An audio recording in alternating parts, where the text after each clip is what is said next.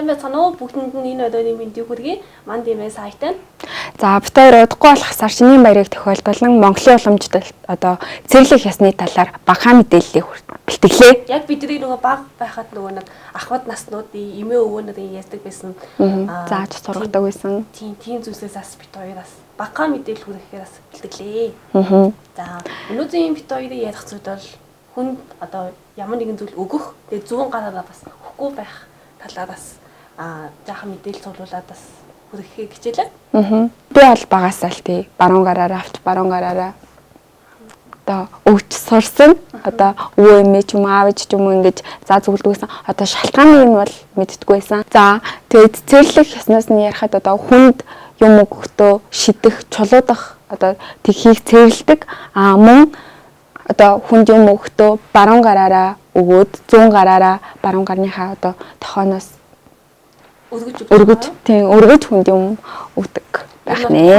Хүндэлж байгаа л гэсэн үг юм шүү дээ. Энэ нь болохоор тухайн хүний хүндэлж байгаа нэг хэлбэр гэж үздэг. Одоо хүнд юм өгөхдөө салгавжилж өгөх, шидэж өгөх, хуруундаа өлгөж өгөхийг бас цэрлэдэг мэлээ.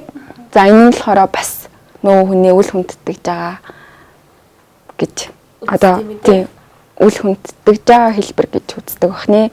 За мөн одоо хүнтэй уулзахдаа 7 хуруугаараа заах ч юм уу эсвэл ингээд заагаад юу н ярьдэн штэ одоо бид нэр чичлэх гэж яриад байдаг. Энэ нь болохоор нөгөө үнэ юм хараа зүгж байгаа гэж үздэг юм бэлээ. За яагаад тэгдэг вэ гэхээр хүний зүүн гарыг одоо буян шигийн гар, тэгээ баруун гарыг өглөгийн гар гэж үздэг юм л та.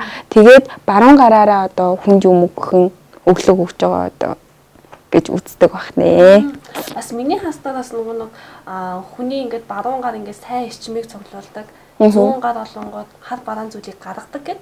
Тэгээд юу нь бол баруунаараа ингээд хүнд юм өгдөг гэд бас тэгсэн байсан. Тэгээ одоо ингээд нэгэндээ үс сансан ч юм уу эсвэл ямар нэг юм өгтөө харамсан байж болно шүү дээ. Яг тэр үедээ ингээд зүүн гараараа ингээд зүйл өгөх юм бол одоо тийм үс сансан гэсэн утгыг бас илэрхийлдэг гэд тэгсэн байсан.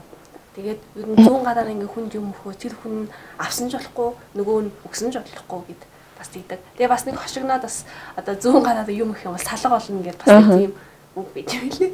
За одоо ингээд магадгүй чи надаа ингээд юм нэг зүйл өгчлээ гэж бодоход би чамаас авахтаа баруун гараа ингээд гарынхаа доод ингээд зүүн гараа ингээд тосож авах юм бол бас чамаа ингээд хүндэлж байгаа хэлбэр гэж үздэг юм билээ. Тэнгүүд эсэгээрээ ингээд зүүн гараа ингээд дээр нь тавиад баруун гараа доор нь тавьчих юм бол одоо чамд өш сансан магадгүй одоо тангараг таслах ч гэдэг юм уу нэг тийм муу байдаг гэдээ бас тэгсэн байсан.